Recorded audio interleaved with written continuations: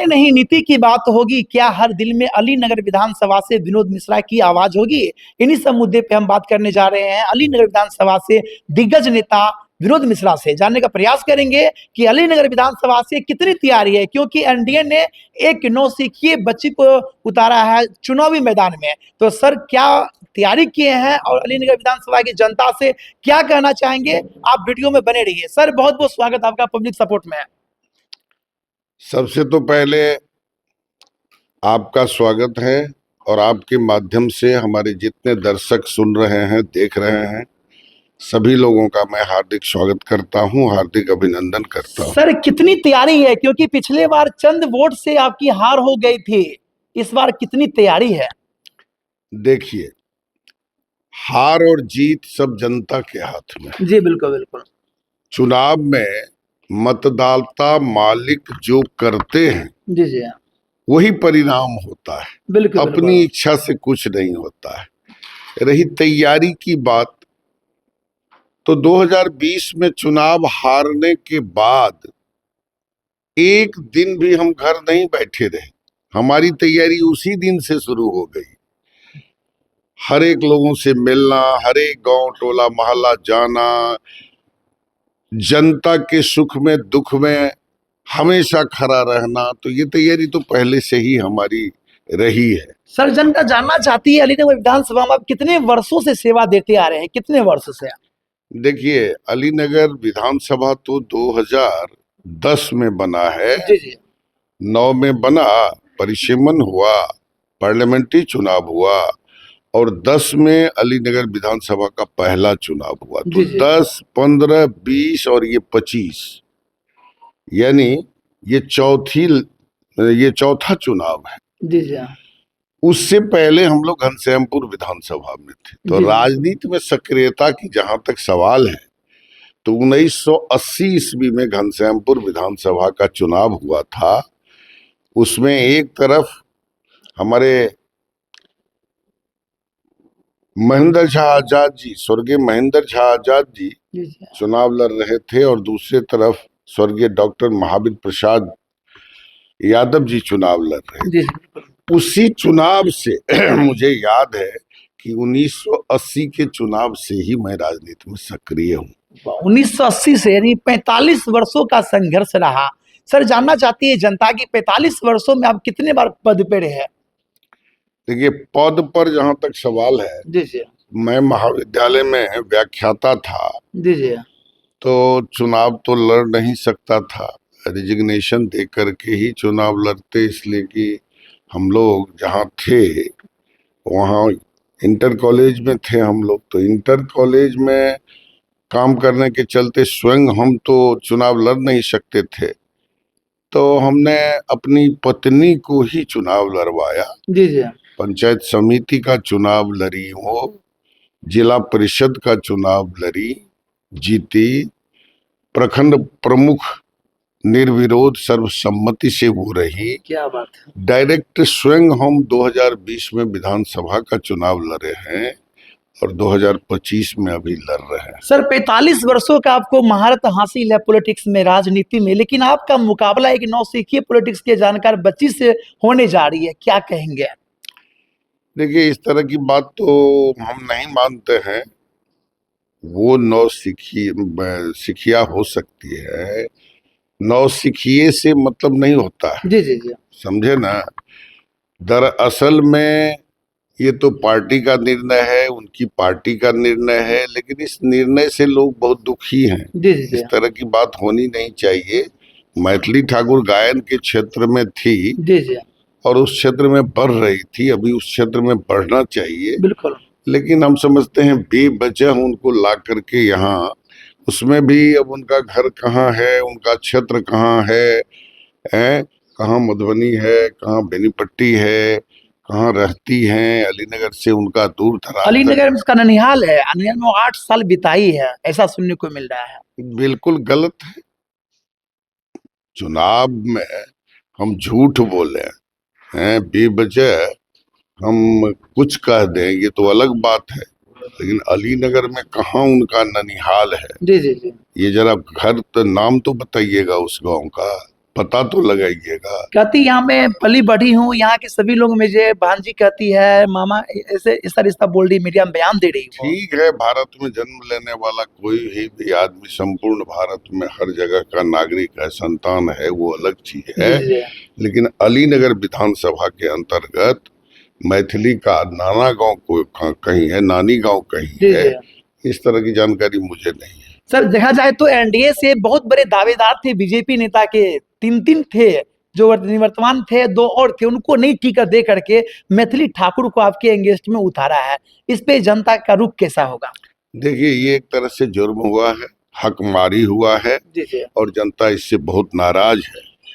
इतना बड़ा अलीनगर है, पूरे अलीनगर में कोई नहीं था ऐसा वीर बेटा, जी जी। सुयोग्य व्यक्ति, सक्षम व्यक्ति जो चुनाव लड़ सकते थे। बिल्कुल होंगे। यहाँ लगातार ये घटना घट रही है, एनडीए के द्वारा, भाजपा के द्वारा लगातार ये घटना घट रही है। हम तो कहेंगे बीजेपी के कार्यकर्ता को, एनडीए के कार्यकर्ता को, जी जी कि अगर इसका जवाब, इसका मुंहतोड़ जवाब अगर नहीं देंगे वो लोग, तो जीवन में कभी भी अलीनगर से चाहेगा कोई जो हम एनडीए से चुनाव लड़ लेंगे, नहीं होने वाला है। जी जी। सबसे तो पहले हम उसके शिकार हुए 2020 ईस्वी में, 10 में टिकट के दावेदार थे, 2015 में टिकट के दावेदार थे, 2020 ईस्वी में दावेदार थे, जी जी लेकिन हमको नहीं टिकट दे करके मिश्री लाल जी जो क्योटी के हैं जी जी। उनको टिकट दे दिया गया।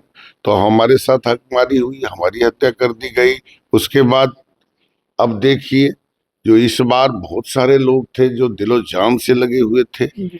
हैं, और उनके आगे से थाली छीन लिया गया, तो ये किसी भी दृष्टिकोण में उचित बात नहीं है, और लोग इससे बहुत नाराज हैं, बहुत दुखी हैं, और इस बार जी जी। इसका करारा जवाब देने के लिए जनता तैयार है। सर लेकिन मैथिली ठाकुर के श्रोता करोड़ों चाहने वाले उनके हैं, क्या लगता है वो करोड़ों जनता जो है वोट में तब्दील हो पाएंगे?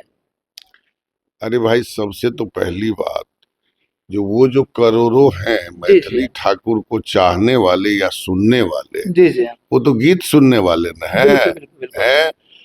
तो गीत जब वो गाती हैं तब न श्रोता की संख्या करोड़ों होती है, लेकिन राजनीति में तो वो भी आई सीखने के लिए अलीनगर आई है। जी जी राजनीति में क्या है, और ऐसी बात नहीं है। देखिए, गायन अलग चीज है, जी जी। राजनीति अलग चीज है। अब आप चाहिएगा जो हम हारमोनियम बजा करके जी जी आ गीत गा करके, अभी उनका प्रचार प्रसार चलता है, कैसे पता है आपको? जी जी। साथ में हारमोनियम है, उनके भाई जो तबला नाल बजाते हैं वो रहते हैं। अब बस गए कहीं, हारमोनियम बजाना शुरू कर दी गीत। अरे भैया, यहाँ जनता को सेवक चाहिए। बिल्कुल बिल्कुल। यहाँ के अलीनगर की जनता को एक ऐसा नेता चाहिए जो उसके दुख में, दर्द में खड़ा रहे। जी जी हैं, ये तो जीतेंगी, और जीतने के बाद जो ये यहाँ से जाएंगी, जिसी तरह से ये आई हैं हेलीकॉप्टर से उड़ करके, जी जी। उसी तरह से जाने के बाद इनको कोई सरोकार रह जाएगा। तो इसलिए जनता ये नहीं, देखिए 5 साल से तो जनता भोगबे की है। जी जी। तो मिश्री लाल जी तो कम से कम राजनीति करते थे, हम्म। इनका तो राजनीति से कोई सरोकार ही नहीं है। कोई सरकार नहीं। तो किसी भी दृष्टिकोण से ये उचित नहीं सर हुआ। क्योंकि इस बार जो है त्रिकोणीय चुनाव होने जा रही है, एक नई नई पार्टी आई है जन स्वराज, उनके बारे में क्या ख्याल है? क्योंकि बिहार के सभी विधानसभा से उन्होंने टिकट दिया है अपने कार्यकर्ता को। देखिए, जन स्वराज का जहां तक सवाल है और प्रशांत किशोर का जहां जी तक जी सवाल है, तो प्रशांत किशोर तो बहुत ही इंटेलिजेंट आदमी है। उनका जो डाटा रहता है, जी जी उनका जो वक्तव्य रहता है, वो बहुत ही शानदार और जानदार रहता है। इसमें कोई दो मत नहीं कि वो एक सुयोग्य आदमी है, जी जी और संघर्ष कर रहे हैं वो।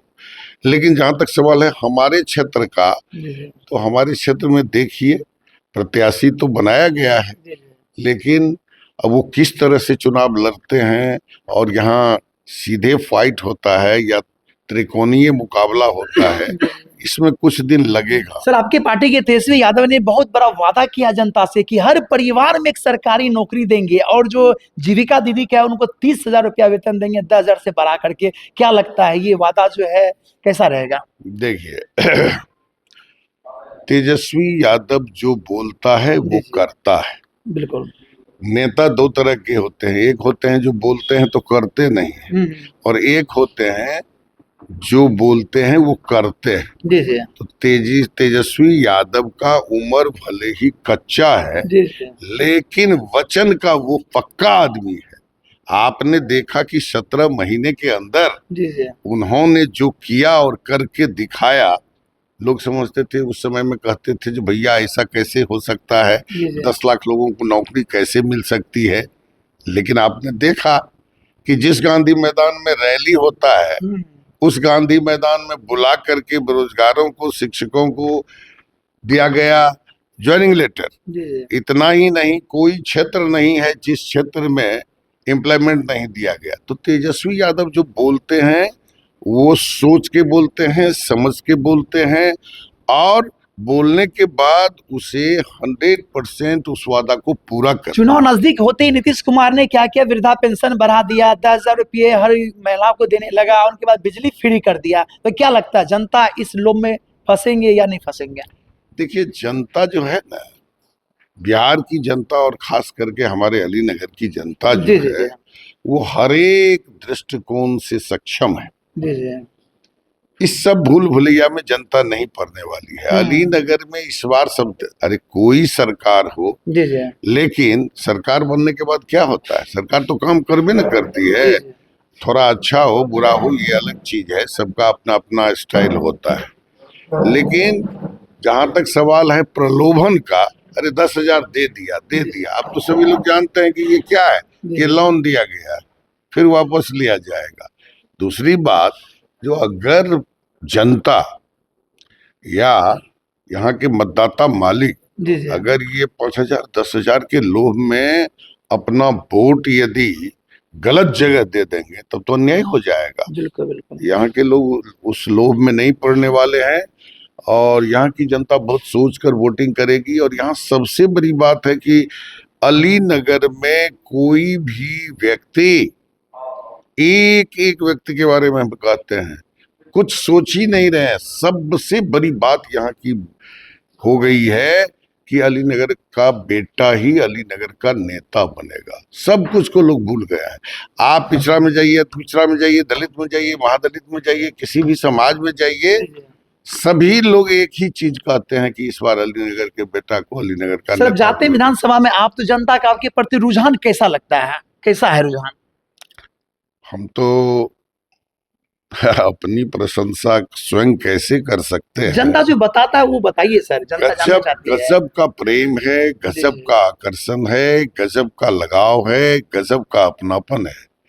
जिस तरह से जनता के हृदय में हमारा स्थान बन गया है, जी जी और जिस तरह से अलीनगर की जनता मुझे सम्मान देती है, मुझे अपनापन देती है, मैं जनता के प्रति आभार प्रकट करता हूँ। इस प्यार को पा करके, इस अपनापन को पा करके मैं गदगद हूँ। सर, अंत में बताइए हमें कि पिछले बार जो है मात्र 3-4 हजार वोट से आपकी हार हो गई थी, इस बार कितनी वोट से आप जीत रहे हैं अलीनगर विधानसभा से?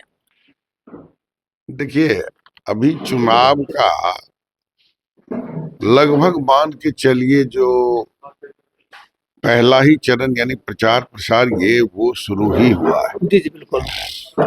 तो अब भी आज तक के दिन में अगर आप सही सही समीक्षा करेंगे तो मुझे लगता है कि 15,000 प्लस से मेरी जीत होनी चाहिए। सर, बहुत बड़ी बात कर रहे हैं। जी, मुझे तो लगता है। जी जी जी। चलिए सर, अंत में क्या कहेंगे अपने विधानसभा के तमाम जनतागण को, क्या मैसेज देना चाहेंगे? मैं जनता मालिक को, मतदाता मालिक को कहना चाहूंगा कि मेरे भाई, मेरे दोस्त, आप इस बार अपने मत का प्रयोग बहुत ही सोच समझ कर करें। 5 साल से मैं क्षेत्र में घूम घूम करके, आपसे मिल करके जी जी जो आपकी बातें सुना, आपने स्पष्ट कहा है कि बहुत बड़ी भूल हो गई 2020 में। जी जी इस बार इस तरह की भूल नहीं होगी। तो वो समय आ गया है, अभी वो वक्त आ गया है कि आप सोच के समझ के किस व्यक्ति को वोट देने से आपका मान बढ़ेगा, सम्मान बढ़ेगा, आपकी समस्याओं का निदान होगा, कौन व्यक्ति आपकी सेवा में यहाँ सदैव तत्पर रहेंगे, काफी सोच विचार करके मतदान करें। और मैं व्यक्तिगत रूप से सभी लोगों से निवेदन करता हूं कि मैं आपके समाज का हूं, आपके क्षेत्र का हूं। मैं कभी भी रहूंगा तो इसी क्षेत्र में रहूंगा, आपकी सेवा में ही लगा रहूंगा। इस बार गलती कोई नहीं करे। आप सभी हमें अपना बहुमूल्य वोट दे करके, 3 नंबर पर मेरा है। जी जी कहा जाता है 3 फूके चानी अपने लोगों में, जी जी और राजनीति में 3 नंबर को बड़ा शुभ माना जाता है। बिल्कुल जी, जी। पॉलिटिक्स में 3 को बहुत अच्छा माना जाता है। तो 3 नंबर पर हमारा सिंबल है लालटेन छाप। मैं सभी जनता जनार्दन मालिक से विनती करता हूं कि आप लोग अपना बहुमूल्य वोट दे करके हमको जिताने का काम करें। सर बहुत बहुत धन्यवाद पब्लिक सपोर्ट से बात करने के लिए। आपको भी बहुत बहुत धन्यवाद, और श्रोता को भी। जितने लोग हमसे जुड़े हैं या जुड़ेंगे, सारे लोगों को बहुत तो बहुत ये थे मेरे साथ अली नगर विधानसभा से विनोद मिश्रा सर, जो अपनी 45 वर्षों की कहानी बताने का प्रयास किया। लेकिन अब देखना लाजमी होगा कि अली नगर विधानसभा की जनता जो है 45 वर्ष से दिग्गज नेता को चुनते हैं, एक नौसिखिए पॉलिटिक्स के जानकार बच्ची को चुनते हैं। फिलहाल बने रहिए मेरे साथ, मैं प्रमोद कुमार, देखते रहिए पब्लिक सपोर्ट 24। धन्यवाद, जय हिंद।